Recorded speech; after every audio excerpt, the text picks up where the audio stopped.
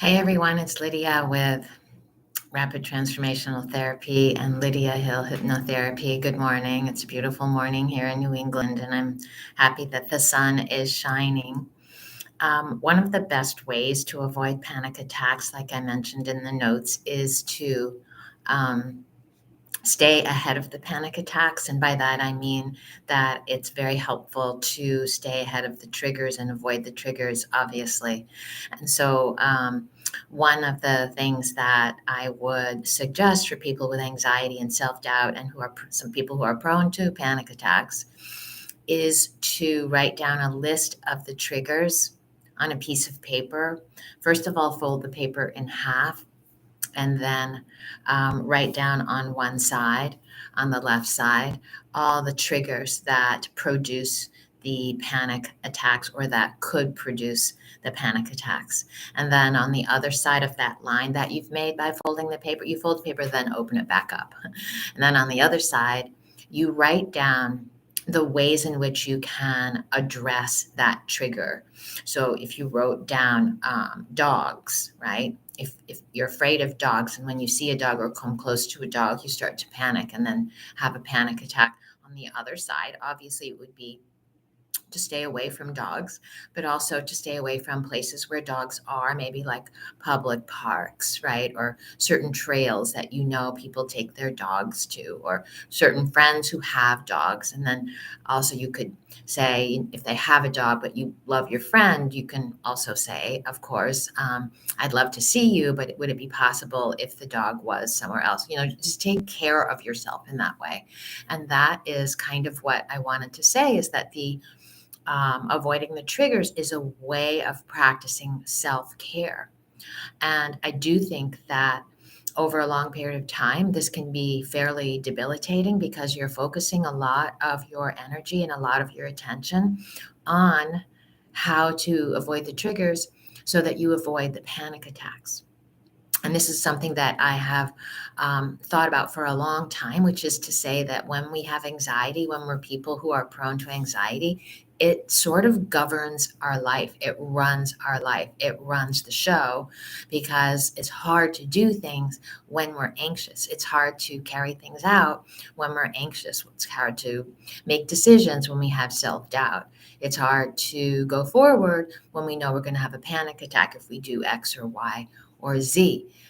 So my name is Lydia. I do rapid transformational therapy, and it was created over a long period of time through trial and error by Marisa Peer, capital Peer.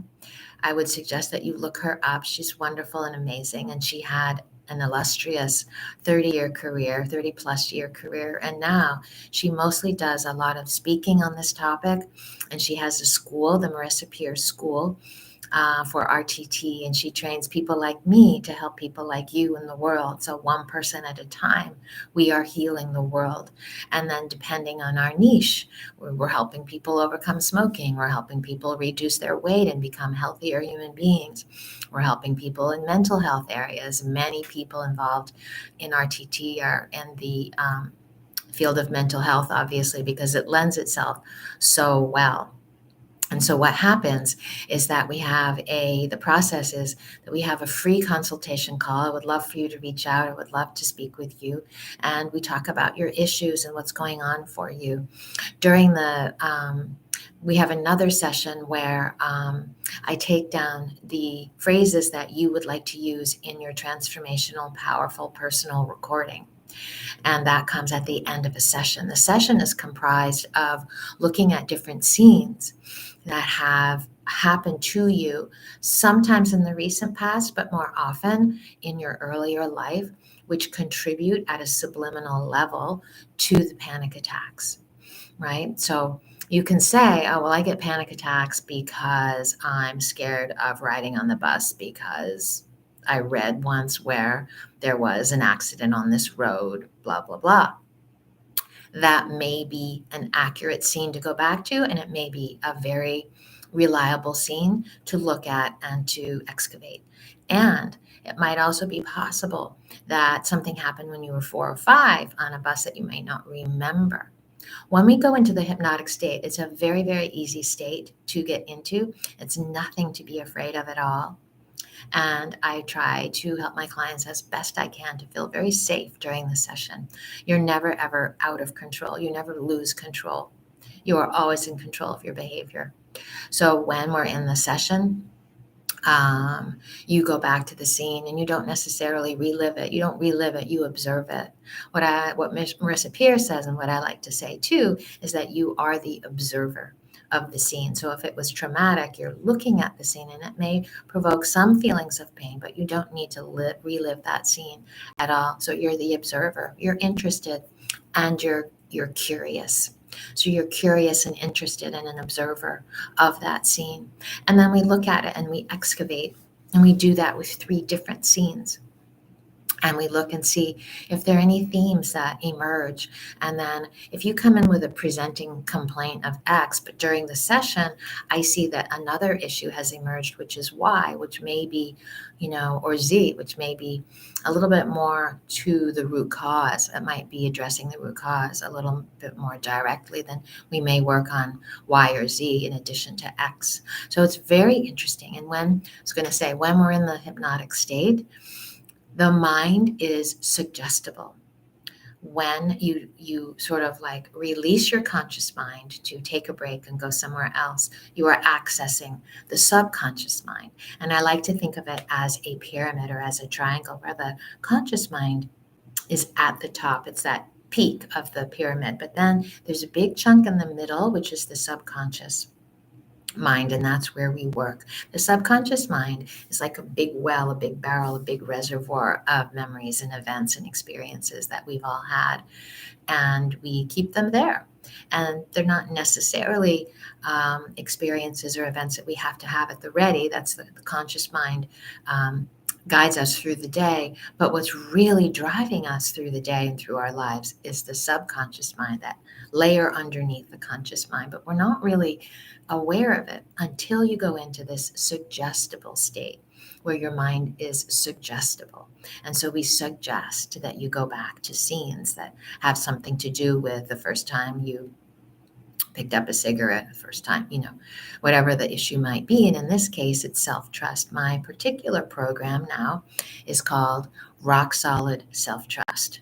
And I am not the only one who believes that rock solid self-trust has to be laid down first. We need to really have the self-belief and self-trust in ourselves before we develop self-confidence, self-esteem, self-love, self-compassion, all these other self things that are so important, so vital for our mental health and well-being.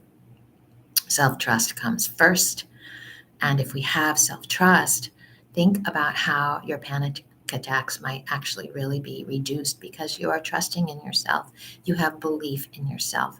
And it sort of allows the anxiety to dissipate. It allows the self-doubts just to go away. The self-doubts evaporate because all of a sudden now you have this deep and abiding sense of self-trust. You have a rock solid self-trust within yourself. You have a foundation. It is solid. It's a basic solid foundation. It is the bedrock of emotional health and well-being. So you have this lovely sense of well-being, a lovely sense of health and well-being, because we've installed rock solid self-trust.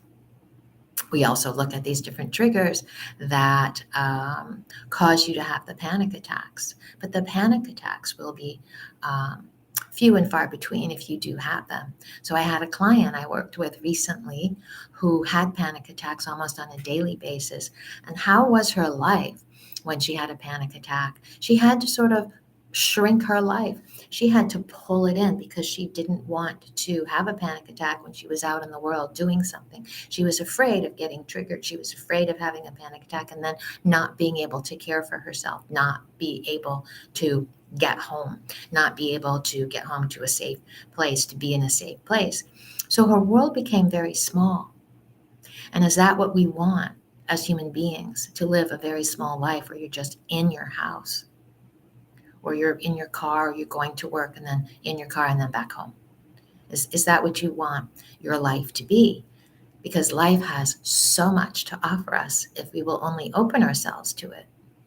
So I encourage you, if you are someone who struggles with panic attacks, to reach out to me, because this woman who I worked with, Janice, is now free from panic attacks. She has a different life. She's no longer having to be consumed by the panic attack. She's no longer having to worry about when she's going to get a panic attack. She can be attentive to her children. She can be devoted to her children. She can be dedicated to her children. She can do her job at work. She can do her job at home as mom. She's a much better mom now. And why is that? Because she doesn't have panic attacks to interfere. Panic attacks interfere with the lives we're meant to live. They prevent us from living the lives we're meant to live. They block our joy. They block our freedom. They block our expansive feelings. So if panic attacks are part of your life, I strongly encourage you to reach out to me so that we can install for you rock solid self-trust. This is what I want. This is what I have now for myself. And I feel so much better. I feel so much better within myself having this rock solid self-trust. It is such a good feeling. And if you haven't experienced it, please let me help you get to that point. I'm Lydia with Lydia Hill Hypnotherapy, and I would love to work with you. Thank you so much for watching, and please subscribe down below.